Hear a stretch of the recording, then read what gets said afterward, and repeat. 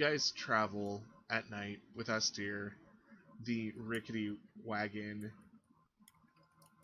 is bumping the pine coffins behind it. It's a quiet night. It's a clear night. There's still no moon in the sky. It's pretty dark. Um, do you guys light a lantern or do a spell or anything? I think I have a spell for this. I could be wrong, but spells. Light. Yes, I do. Uh, yeah, so you're traveling by the light spell. What do you touch to light up, to be your light? Um, well, you said we're in a forest, right? You're actually in an open plain right now. You Uh, once you leave Love Oak, you start heading southwest from the hmm. main road. Huh. What do I have that can light up? Uh, So 1 second. light is any object, so you can even touch the cart and have that as your light. Yeah, that would be better than my original idea. My original idea would have been a dagger, but yeah, the card is better. Card is good. So you guys start traveling down the road, and do you let Austere lead the right way? Yeah, he knows the way better than I do. No. And you see Austere take out a small object. It looks like a little tiny cup, slightly bigger than a thimble, and he pours a little water into it and is watching it just so intensely before he chooses a direction to go. Hmm.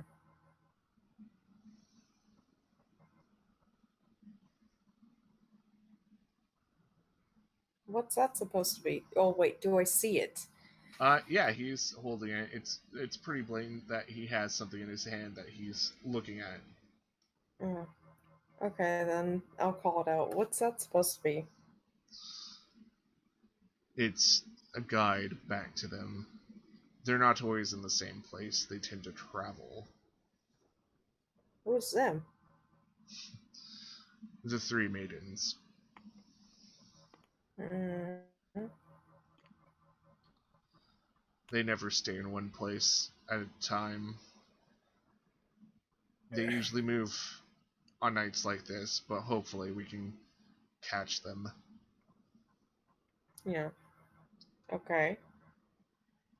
Maidens. What exactly are we getting ourselves into here? He doesn't answer and just starts moving in a direction. Hmm. Norik's just walking along with next to Herbert. Got a hand on Herbert's reins. Okay. And after so much silence between them, Norik finally says in his mind to Herbert,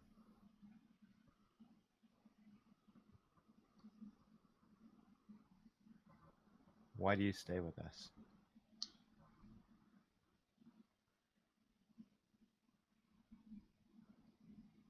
You can hear, like, you can see on Herbert's face there's thought within that mind of the mule.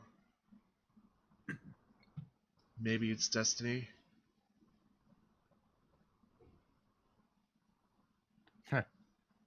Destiny. What is destiny anyway? Is there such a thing as destiny? I'd like to Did think I so. hear his conversation just like him talking to the mule? Nope. No, you Yeah, can't hear anything. it's all in their head. Oh, So darn. it's I'm not paying attention. like to the outside, it's just him walking and sometimes glancing over at Herbert, and maybe intensely staring at Herbert once in a while.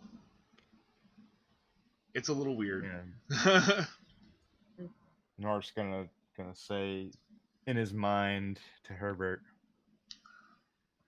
gonna say, why do you stay with us? This is no good coming out of this. Why do you stay with them?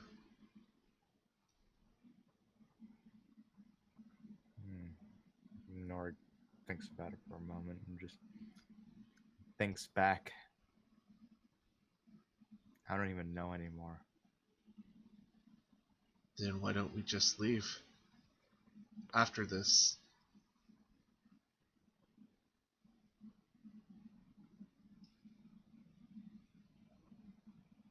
Nord doesn't reply immediately.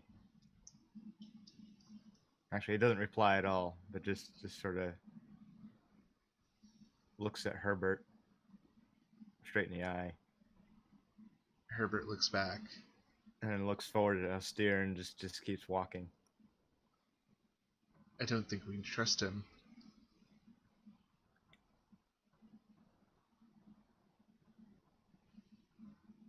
You might be right. I don't know. Let's see what happens. You're following what looks like an animal path. The wagon is being very rickety. And ahead of you in the plains, you just see these strange clumps of grass, and there's a dwarf looking very concerned in the distance.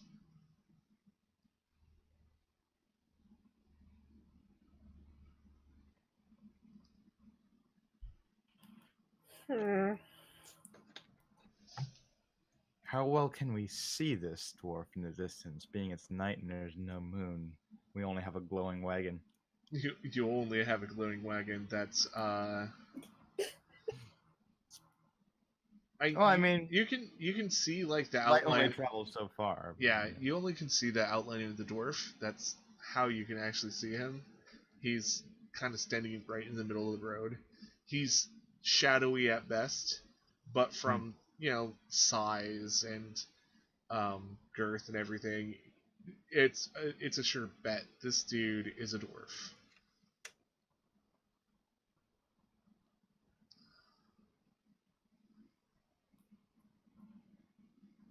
Nork's gonna. I'm guessing we see him. Yeah, we see him. You said that. Yep. Nork's gonna look up at Austere, look back at the dwarf, look back up Austere, and just wait for his reaction. I feel that there's something wrong with this situation. And Austere approaches cautiously. You can tell he grips his quarterstaff, which he's using as a cane, in a way that he could lift it up suddenly and just go full on attack. He lights his own little light spell on an object so he can see, since he's human, and approaches the dwarf. And the dwarf immediately signals for him to stop. And he, in turn, Austere gives you the sign to stop as well. And Nork comes to a halt and holds Herbert's reins and brings Herbert to a halt. There's a rushed conversation between the dwarf and Austere, And he looks back at the cart, grimaces, goes back having a conversation, and comes up to you both. There's rather unfortunate news about this trail.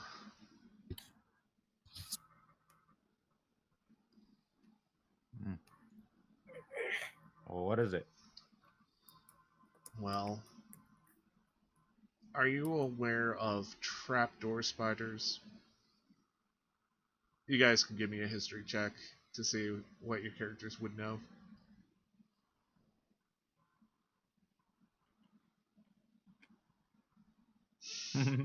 Oh, Not. Yeah. I don't know what it is, but they sound terrifying. I know what spiders are. Yes. Well, unfortunately, these spiders are hidden in the ground, and they're big enough to take down a horse. Yeah. Norik's gonna look over at Herbert with a concerned look. Herbert gives back the concerned look. Yes, the dwarf informed me that this area has been riddled with trapdoor spiders for a few months. He and his men were out tonight trying to hunt a few down, but unfortunately he has lost most of his men. There are still a few out there. So, Norik's gonna look at Dustier and ask him, are they fast? very fast. Are they poisonous? Very poisonous. Is there another way around? Yes, but it will be rougher and will take us time. I suggest that we camp here for the night, and when it becomes morning, we can find a safer route. But we can proceed in the darkness, where, unfortunately, none of us can see well. I say take our chances and just camp out. But I'm not the voice for everyone here. Everyone looks at Norik. Norik just looks back and says, what are you looking at me for? Do you have anything to add? Because I think camping and waiting until the sun comes up is a good idea. Oh, well, by all means, Grand Leader Austere. Let's do that. Just kind of gives you a sarcastic smirk when you're like, oh, Grand Leader. Yeah, so you guys go off the animal path a little bit. Trying to navigate. Austere's trying to be super careful to keep out of the way of these things. And it's kind of doing that thing with his quarterstaff that blind people do to look out for any obstacles in his way. And he's making sure that he's holding the very end of his quarterstaff. And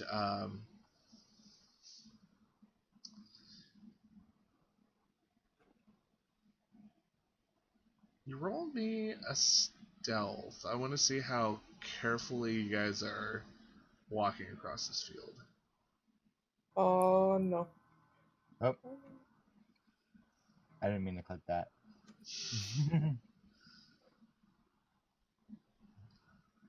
Yeah. No, those are both good. I mean, Norik is absolutely, like, silent. And, like, he's not For some putting... reason, I'm a clumsy oaf. Oh, this is what I meant. This is what I was looking at. Let's see. Okay, that's just for hiding. Yeah. Okay. So, this is what happens as you guys are going along. Actually, let me look something up really quick, and then we'll be on our way.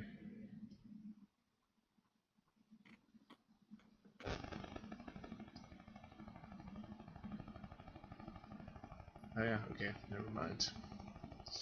Yeah, you guys both carefully creep across this plain. Both you pass these strange, like, they're not mounds, but they look like someone set a mat of grass on the ground, and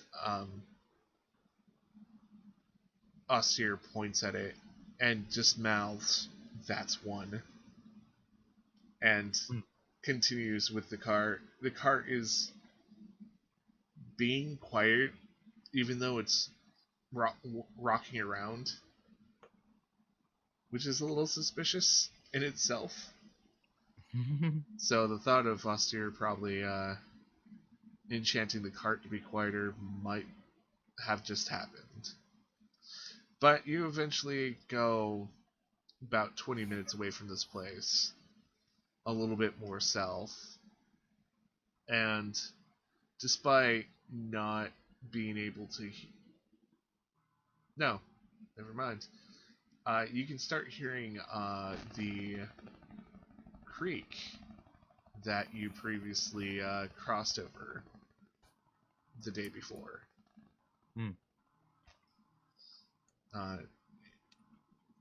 Austere sets down his stuff, and, well, I doubt these spiders will be stupid enough to be by this creek. They don't need, well, damn, mess it up. It would be unwise of them to be in a place where the water table would begin to rise. And now he starts setting up a camp.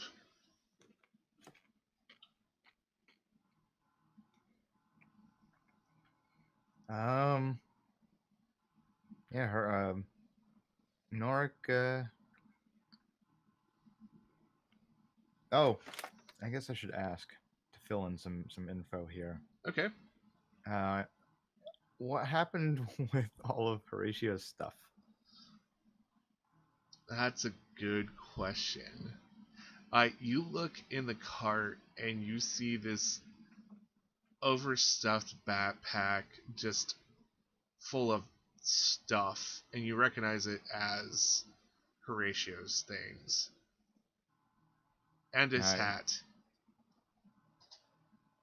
Seems that while you guys were busy either blanking out from reality or trying to deal with tragedy, Austere gathered his things.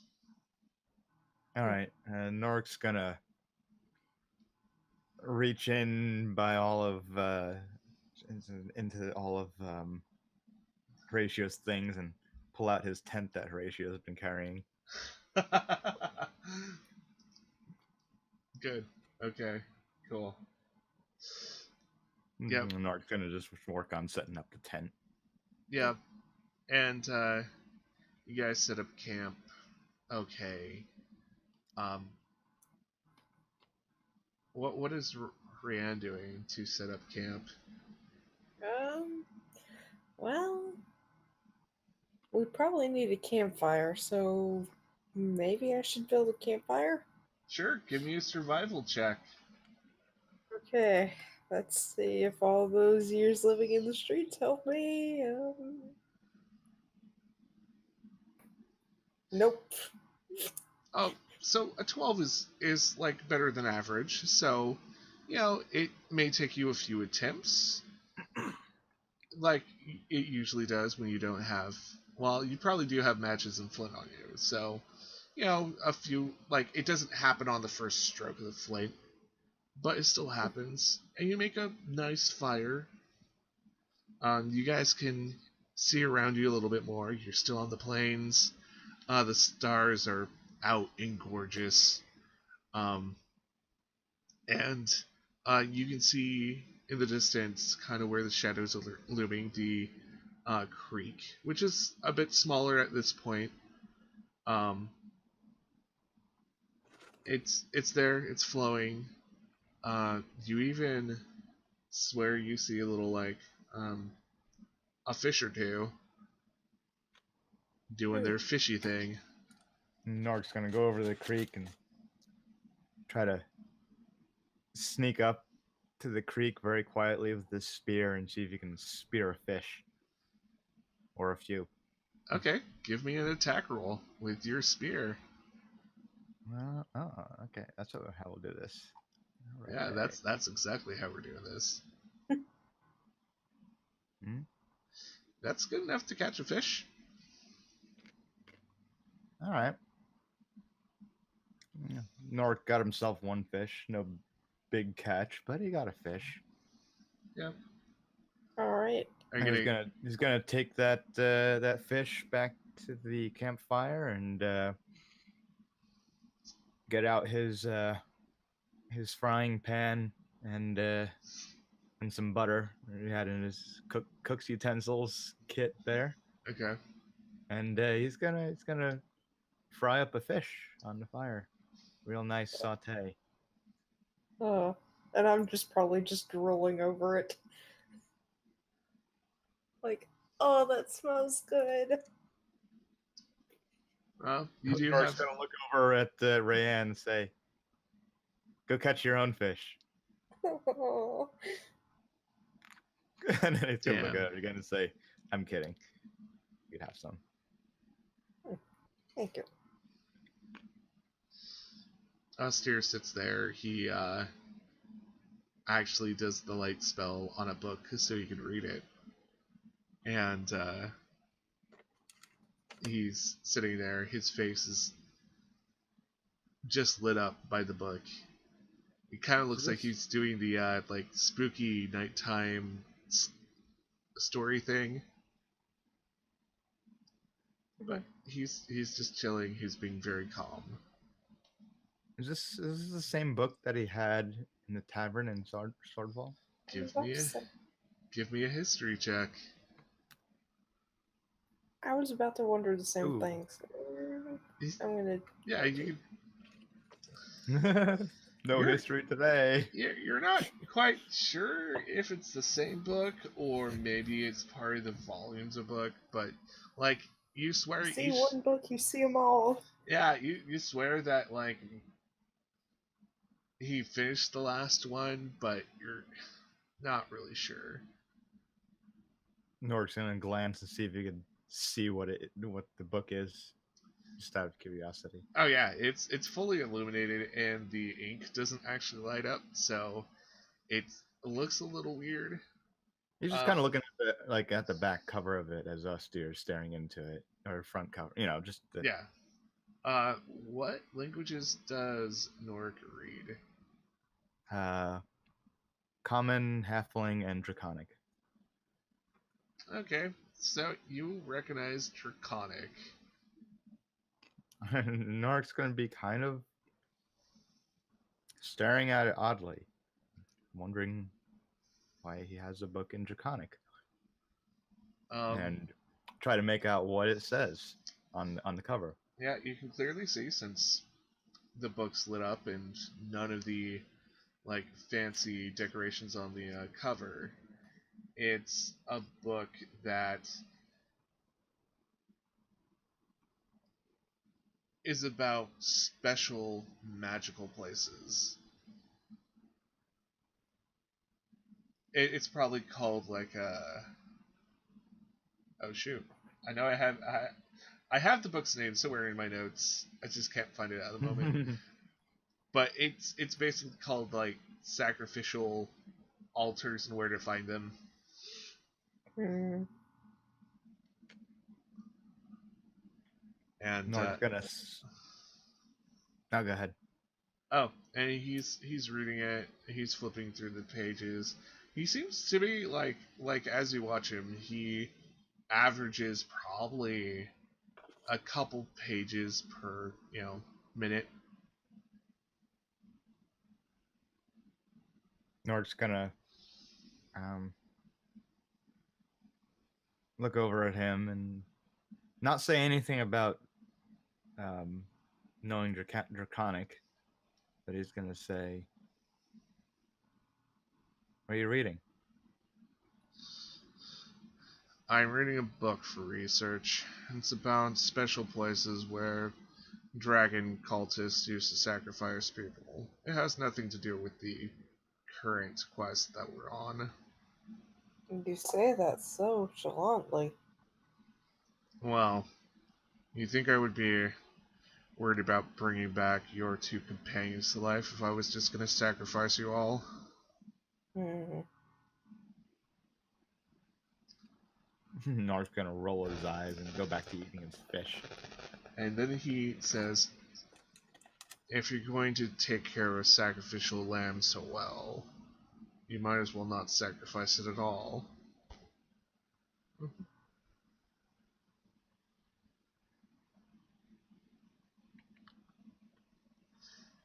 And Nork's gonna look over at Austere and say, "Want some fish?" I'm okay. Thank you. So the night goes on. You can hear some shouting in the distance from the dwarves, but can't really see what's going on. But it eventually stops. So either they were all eaten or they did their job. And everybody goes to their sleeping areas, be it tents or just an open sleeping bag. And morning comes.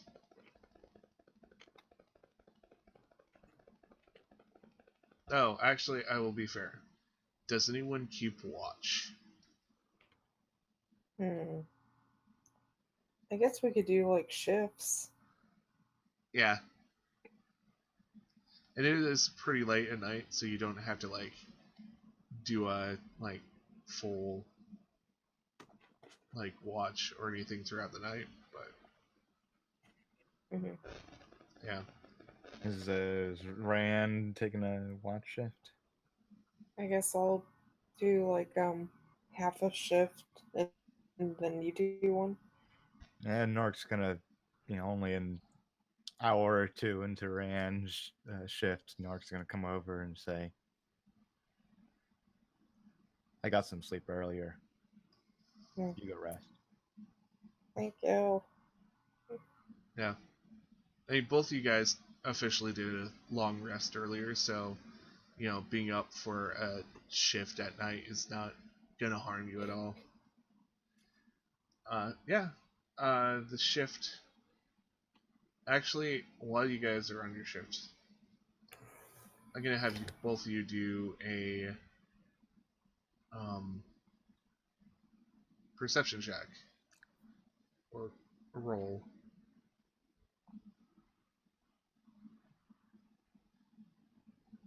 Okay. Dark. During the later half of the night, you notice somebody trying to approach your camp. Nork's gonna, excuse me. Nork's gonna notice some sort of figure approaching and stand up and give. Is Austere outside on the ground, or is he? Oh, he's in the tent. He's in. I figured he would be in a tent. Yeah. He's gonna kick the side of Austere's tent a little bit. He mumbles something and loud. whisper, "Someone's here." He mumbles something loudly, and when you stand up, the humanoid that was approaching your sight actually stops and goes back into the darkness.